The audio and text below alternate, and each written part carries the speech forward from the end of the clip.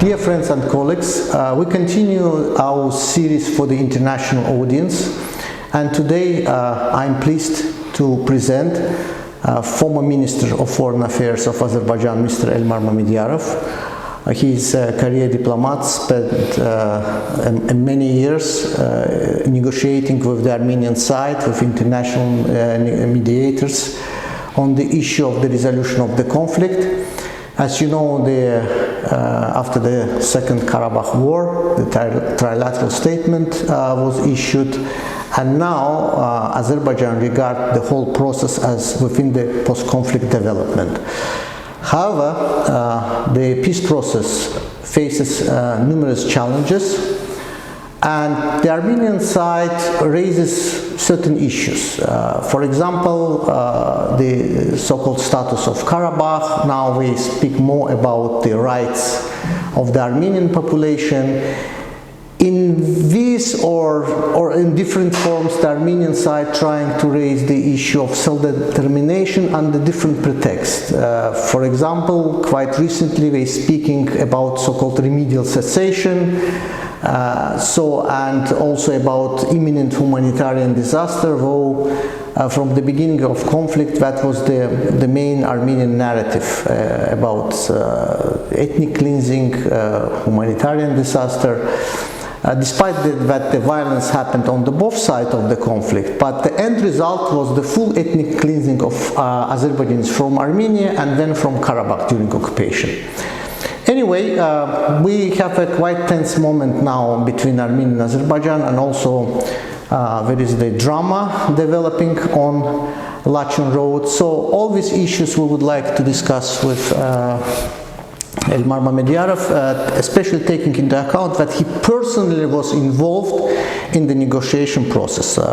15 years you've been in this business. More than almost 17 years. Yes, and before Mr. Mammedyarov served also as an ambassador to Italy, was posted to New York in our permanent mission, especially during the years 92, 93 when resolutions were adopted. Yeah. So you have quite rich experience. My first question will be about generally the main elements of the negotiations, especially in the view that the Armenian now trying to claim special status for Lachin. So what's your view on that? Thank you for having me.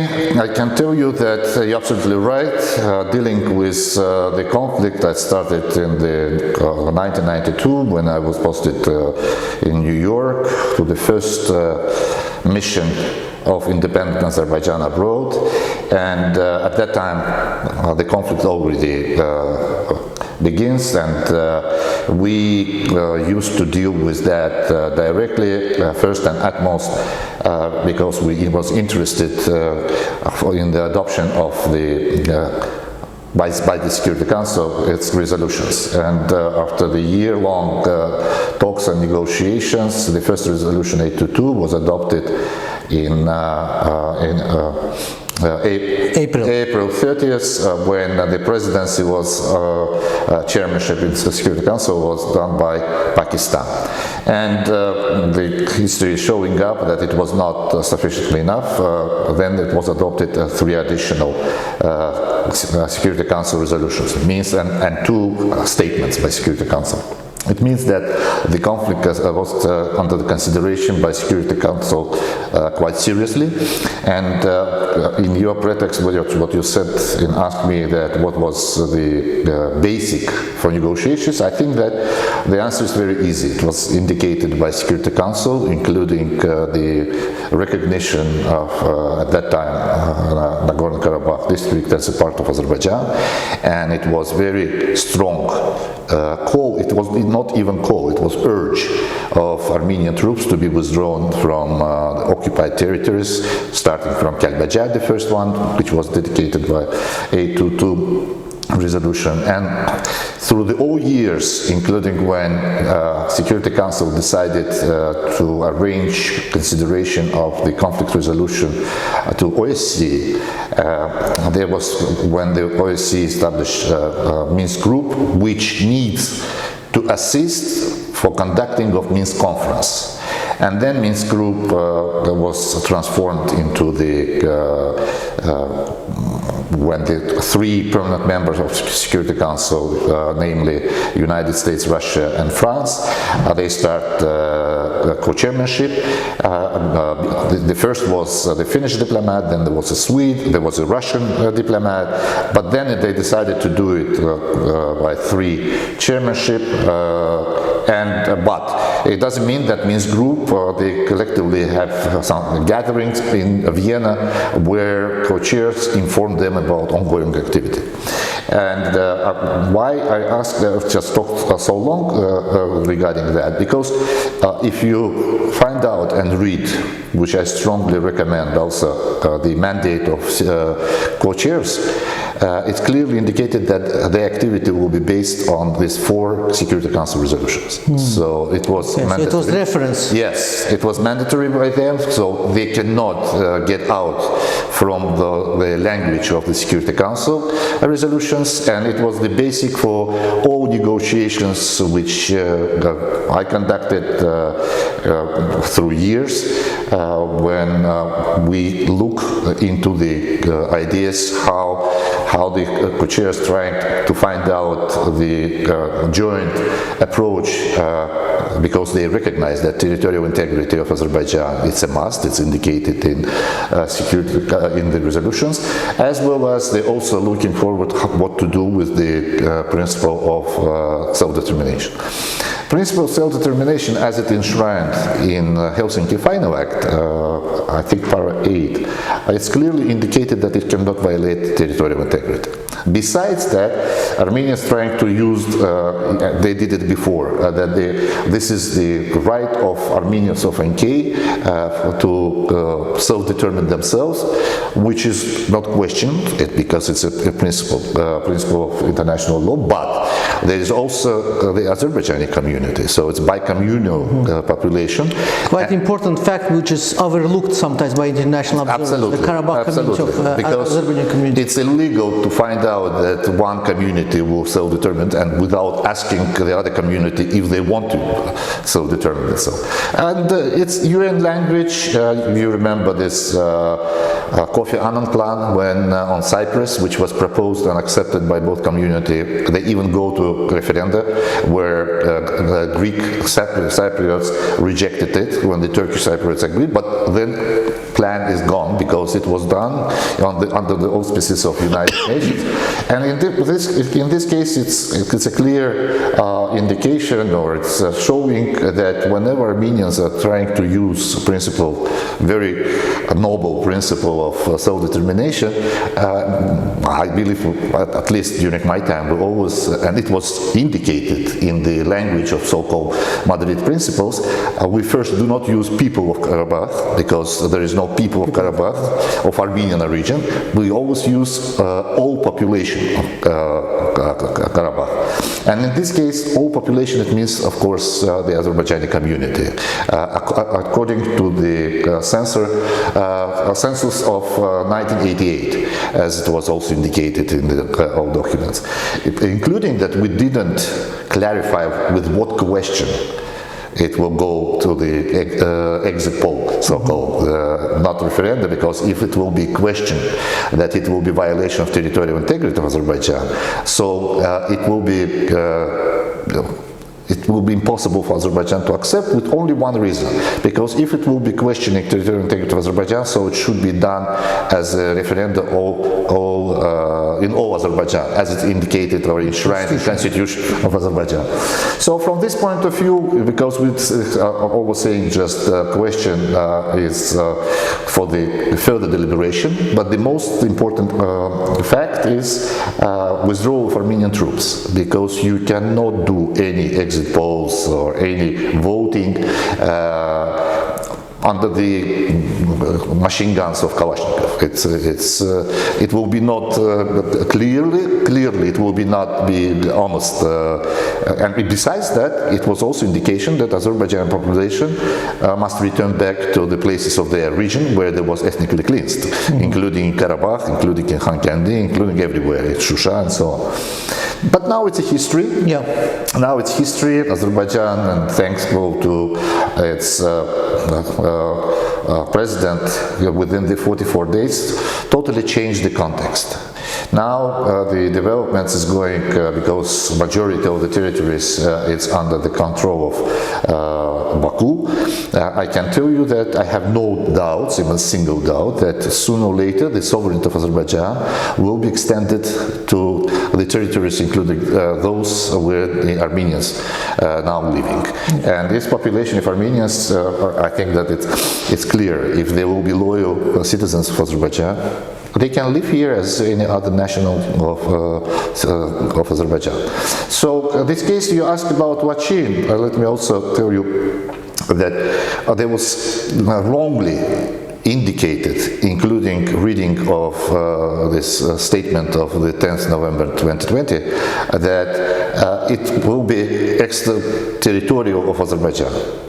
And the people who are sitting in Moscow is also clearly understanding that the sovereignty of Azerbaijan is extended as well as on the road of Lachin, and the people of Azerbaijan can go there because the sovereignty is extended out of that. So if it will be talking about the more clarity on the connection or connectivity, they say, of roads and so on, it's the other issue. It's the issue that if they will be not only loyal, but it will be run under the legislation of Azerbaijan. I can name you hundreds or thousands of different citizens, including of the tier cars, these lorries who are transpassing the territory of Azerbaijan to Iran or Georgia or Russia or Turkey and so on and so on and so on.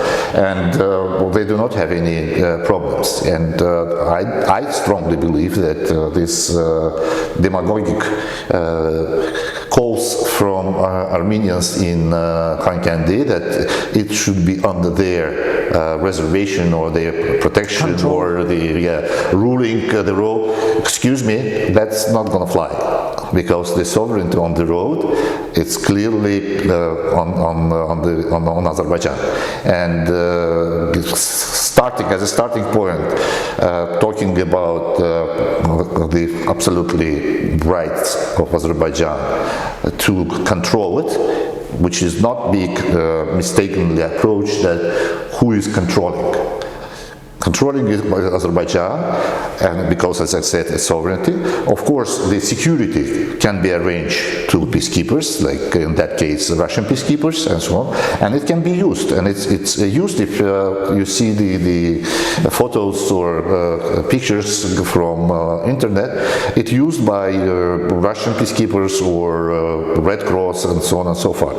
So this is for me, it's absolutely clear. It's what I will be strongly advised, my humble opinion so-called, is that it should be extended, and it's not only people who are standing on the road, but it should be taken under control the border between Armenia and Azerbaijan, and our appropriate services like border guard services or customs services or even phytosanitary services, they should open their points.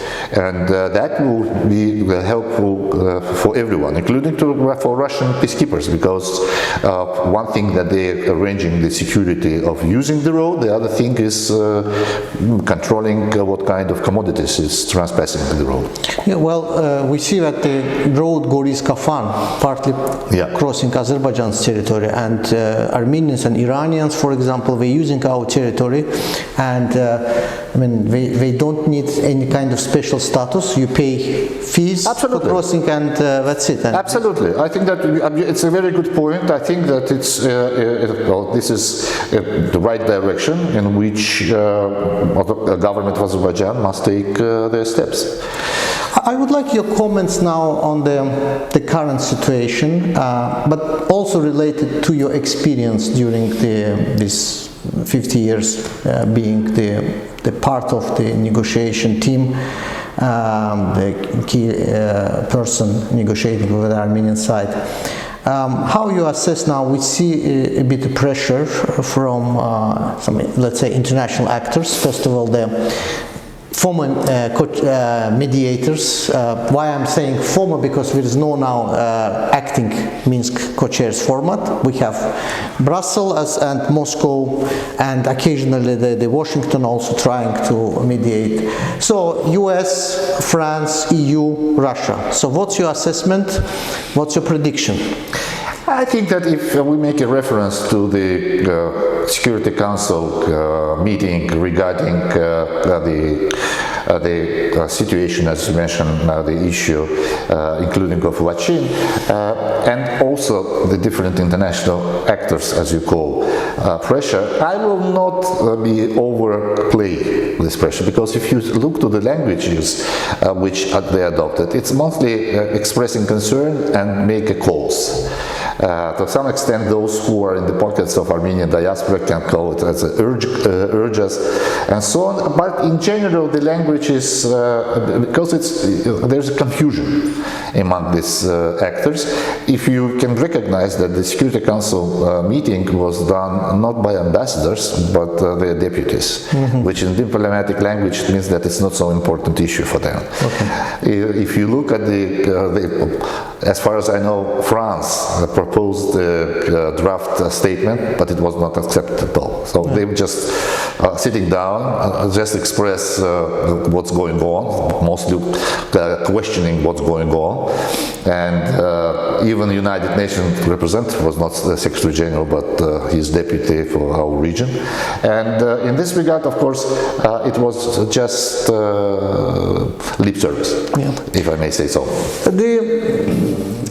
United Nations Security Council adopted Resolution 93. We know them. We know the key elements: the demand for withdrawal of Armenian occupying forces from Azerbaijan territory, and up until 2022, I mean in October, the France called for the meeting. So and now the second meeting happened due to the situation on Lachin Road. All these years, Security Council was not involved in this issue. You've been both in New York and also from Baku, from the MFA. Can you tell why UN Security Council was not involved? Sometimes I remember some calls that Azerbaijan should go to the Security Council trying to raise this issue there because the OSCE Minsk group is not effective. Generally, and how you assess this kind of inaction in the Security Council? Maybe it was the rationale for that we didn't want to go to the Security Council. No, in 1993, which is correct, the resolutions were adopted when there was a hot stage of war. They adopted the language of the resolutions, which we could call as a roadmap how to settle it, including the elements, basic elements on which it should be settled, including what you say about the self-determination, including immediate withdrawal of Armenian troops, return of refugees and IDPs back to their homes, and it was an important element. But then Security Council decided that as the major body for international peace and security, they decided that it should be delegated to OSCE, which means in diplomatic language that they consider it as a regional conflict, not as a global one. So regional organization as OSCE was instructed by Security Council to deal with the settlement, and in this regard there was agreed upon, because initially on the 24th of March 1992 in Vienna there was adopted the idea how Minsk conference should be called, and then for assistance to Minsk conference meeting they established a Minsk group, 9 countries. But now it's another question which probably of course we recognize that co-chairs and majority of the members of Minsk group recognize that as the call of Azerbaijan that the conflict is over. We will ourselves to decide how to deal with Armenian citizens of Azerbaijan, and so on and so forth.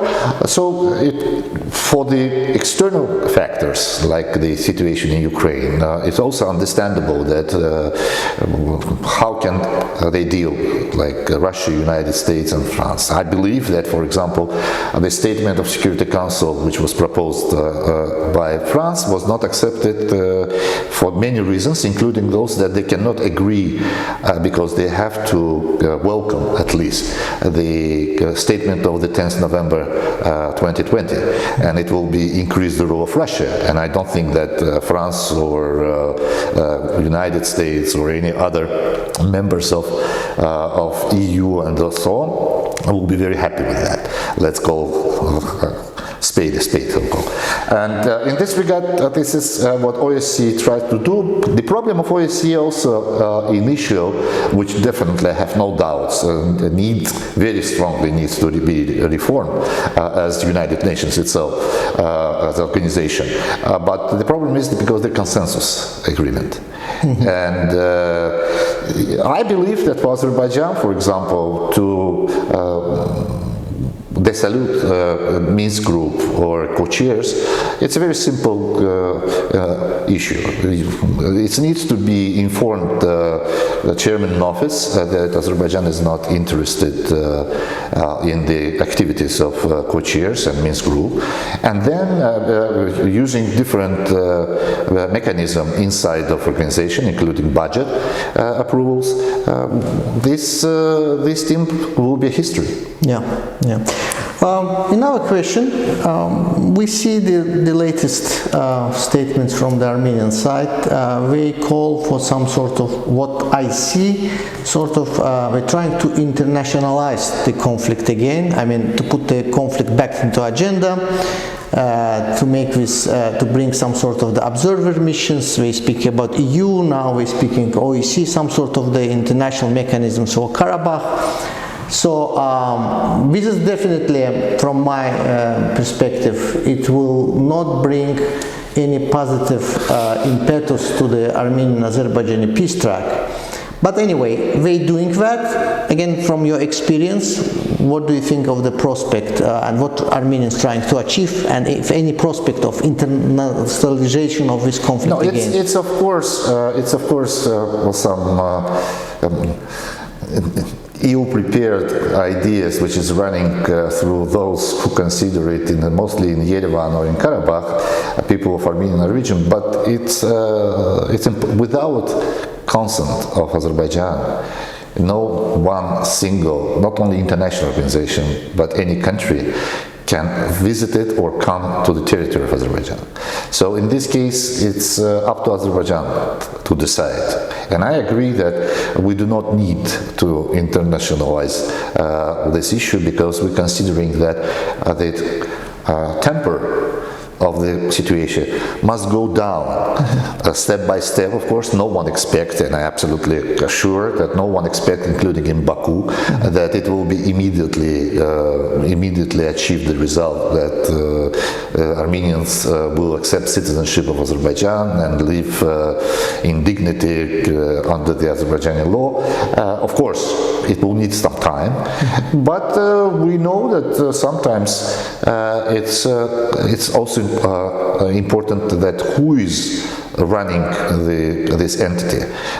We have very good example of Chechnya, for example, which find out that it's better for them to live as a part of Russia rather than fight for the, at that time, Ichkeria independence and so on. So this is different kind of approach. But again, everything is in the hands of Azerbaijan. The difference is... No, sorry for interrupting you. I'm not sure that the Chechnya may be the right example, but at least if we look at the Balkans, the Bosnia Dayton Agreement, that was the American idea that all three communities will live in the same state, and basically it's speaking about Bosnia as a single unit. There are also different, some, not the exact parallels with our situation, but the idea was to put together communities. But then it's the problem for Bosnia, because Croats, Bosniaks and Serbs of Bosnia and Herzegovina have a very difficult time of joint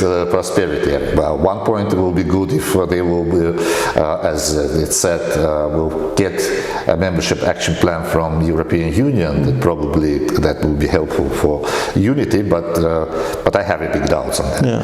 Why I'm using the Chechnya case, because this is the point of the personality, and the personality is taking care with the visionary of his own. You can agree with that or disagree with that, but his visionary was that, for the future of Chechnya, including investments and prosperity of the people, development of the Ichkeria, Chechnya, how you say, it's better to be in good contact with Moscow. I cannot exclude that one day among the Armenians of Karabakh will be one person who will say just why should we do not be loyal to Baku, and let's live together next door to each other, because you cannot, as I always say, you cannot take your land and run away where, to the moon, or what you're going to do.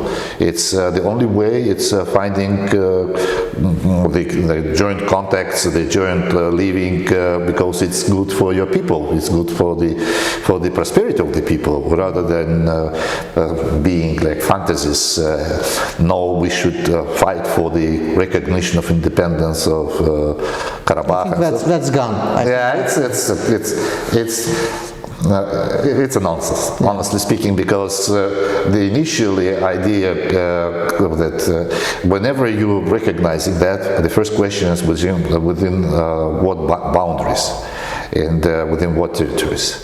And so-called, for example, returning back to Security Council, if you look to France, when Parliament of France, both Senate and Congress, decided to adopt a resolution which is shooting into their own leg, because France, on the state level, as a permanent member of Security Council, vote in favor of resolutions, 4 of them. So it means that National Congress of France questioning the ability of France as a permanent member to vote unanimously for adoption of this resolution. And I think that it's a big blow. It's a big blow because it goes against of the national interest of France. Last question, your prediction for the next, let's say, 1 year, and it's very hard to predict now with so many you know surprising... what, there's a famous wording that if you want to make God laugh, just tell him about your plans for tomorrow. Yes, okay, so probably it's your answer. Well, thank you very much, Elmar Mammedyarov, for coming and speaking about the situation and your vision. Especially it's important the experience of people who was involved personally in the negotiation process, and to clarify issues of the status of the road and the territory, principles of self-determination. Now we're trying to promote so-called remedial cessation, which is, I believe also has no prospect. I mean, there is indeed a unique chance to work towards the peace and resolution of all outstanding issues like we have in our agenda, the limitation and the missing person, etc. However, let's see how it will evolve, because from my perspective 2022 began a bit more promising. The end of the year we see this kind of the tense situation. Anyway, thank you very much for coming, and hopefully to see you once in a while in our center. Thank you for the invitation. Thank you.